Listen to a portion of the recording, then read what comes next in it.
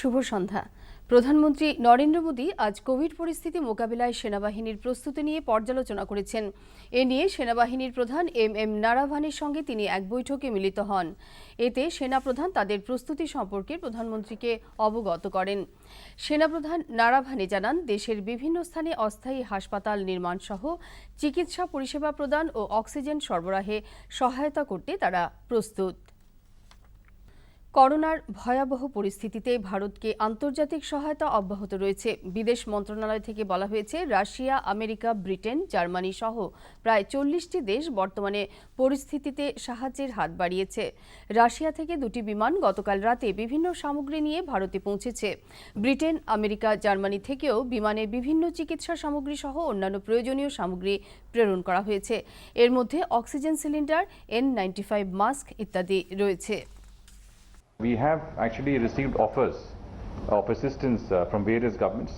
We've been actually there has been quite an outpouring of I would say solidarity with India. There's been an outpouring of let's say assistance from various countries. Over 40 countries have actually committed to provide us with many of the items that we need most urgently. Russia is closely watching the situation in India, which is becoming more and more alarming. নির্বাচন commission Assam সহ দেশের 4টি রাজ্য ও একটি কেন্দ্রীয় শাসিত অঞ্চলের বিধানসভা নির্বাচনের ভোট গণনার দিন অর্থাৎ আগামী 2রা মে সম্পূর্ণ কোভিড বিধি মেনে ভোট গণনা করার ব্যবস্থা গ্রহণ করেছে। কোভিড সংক্রমণ নিয়ন্ত্রণের উদ্দেশ্যে গণনা কক্ষে প্রবেশের ক্ষেত্রে সব প্রার্থী ও তাদের কাউন্টিং এজেন্টদের র্যাপিড অ্যান্টিজেন টেস্ট অথবা RT-PCR বাধ্যতামূলক করা হয়েছে। এছাড়া যারা কোভিড প্রতিষেধকের 2টি ডোজই গ্রহণ করেছেন তাদেরকেও গণনা কক্ষে ঢোকার অনুমতি দেওয়া হয়েছে। এদিকে গণনা চলাকালীন গণনা কেন্দ্রের বাইরে সব ধরনের জনসমাগম নিষিদ্ধ করা হয়েছে। এছাড়া নিরাপত্তামূলক ব্যবস্থা হিসেবে গণনা কেন্দ্রগুলিতে কোভিড-19 নীতি নির্দেশিকা মেনে চলার বিষয়টি পর্যবেক্ষণ করতে জেলা নির্বাচনী আধিকারিককে নোডাল আধিকারিক হিসেবে নিযুক্তি দেওয়া হয়েছে। এদিকে নির্বাচনের ফলাফল ঘোষণার পর বিজয়ী প্রার্থী সমর্থনে কোনো ধরনের মিছিল, শোভাযাত্রা, জনসমাবেশ ইত্যাদিও নিষিদ্ধ করা হয়েছে। দেশে করোনা সংক্রমণ উদ্বেগজনকভাবে বেড়েই চলেছে। গত 24 ঘণ্টায় নতুন করে 3,79,000 মানুষ এতে আক্রান্ত হয়েছেন। মৃতের সংখ্যা 3,645। বর্তমানে মোট চিকিৎসাধীন রোগীর সংখ্যা 30,84,814। ইতিমধ্যে সুস্থ হয়ে উঠেছেন 2,69,507 জন পজিটিভ রোগী। তবে মৃত্যুর হার কমে দাঁড়িয়েছে 1.11%। দেশে মোট 28,44,71,979টি টেস্ট সম্পন্ন করা হয়েছে। সে অনুযায়ী চিকিৎসা ও ভ্যাকসিন প্রদান করা হচ্ছে। দেশে ইতিমধ্যে করোনার টিকা প্রদানের সংখ্যা 15 কোটি ছাড়িয়ে গেছে। এর মধ্যে প্রায় 93 লক্ষ স্বাস্থ্যকর্মী প্রথম ডোজ এবং 61 লক্ষ স্বাস্থ্যকর্মী দ্বিতীয় ডোজ নিয়েছেন। 45 থেকে 60 বছর বয়সী মানুষ প্রায় 5 কোটি ইতিমধ্যে ভ্যাকসিনের প্রথম ডোজ গ্রহণ করেছেন। এদের মধ্যে 98 লক্ষ তাদের দ্বিতীয় ডোজও নিয়েছেন। এদিকে গতকাল থেকে 18 বছর বয়স থেকে ভ্যাকসিন নেওয়ার পঞ্জীয়ন শুরু হয়েছে। এ পর্যন্ত প্রায় 1,70,00,000 তাদের নাম নথিভুক্ত করেছেন। উত্তরাখণ্ড রাজ্যে ভয়াবহ করোনা পরিস্থিতির জন্য রাজ্য সরকার 4 ধাম যাত্রা স্থগিত ঘোষণা করেছে। মুখ্যমন্ত্রী তীরথ সিং রাওয়াত জানিয়েছেন, পরিস্থিতি স্বাভাবিক না হওয়া পর্যন্ত 4 ধাম যাত্রা স্থগিত থাকবে। लेकर के अभी जिस तरह कोविड है तेजी से बढ़ रहा है, उसको देखते हुए स्थगित किया जाता है और साथ ही केवल पुजारी वही वहाँ पूजा पाठी करेंगे। बाकी कोविड को देखते हुए सभी मैं कह स्थगित इसको हम कर रहे हैं। গত 24 ঘণ্টায় রাজ্যে নতুন করে 3,045 জন করোনা আক্রান্ত হয়েছেন। রাজ্যের বিভিন্ন জেলায় দ্রুত করোনা সংক্রমণ বৃদ্ধি পাচ্ছে।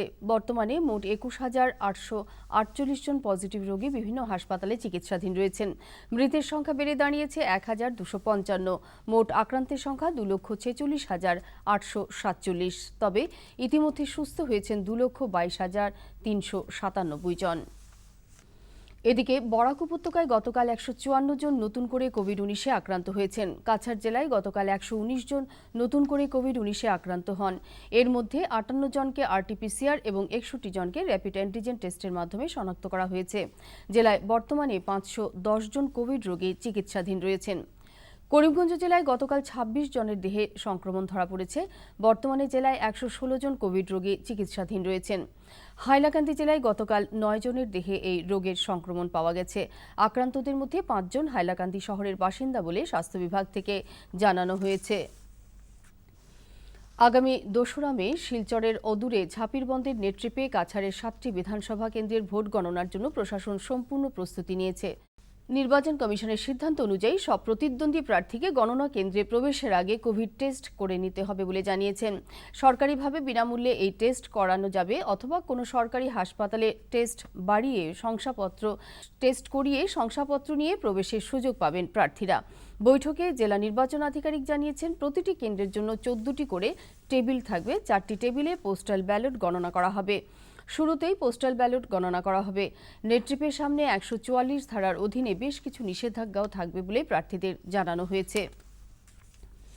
কাছাড়ের জেলাশাসক কীর্তি জাল্লি গতকাল শিলচরের আবাসিক বিশেষ প্রশিক্ষণ কেন্দ্র পরিদর্শন করেন। সেখানে তিনি শিশু শ্রমিক ও বিদ্যালয় বহির্ভূত শিশুদের জন্য ব্যবস্থাসমূহের খোঁজখবর নেন। তিনি ছাত্রদের বিভিন্ন বিষয়ে পারদর্শিতা দেখে সন্তোষ প্রকাশ করেন।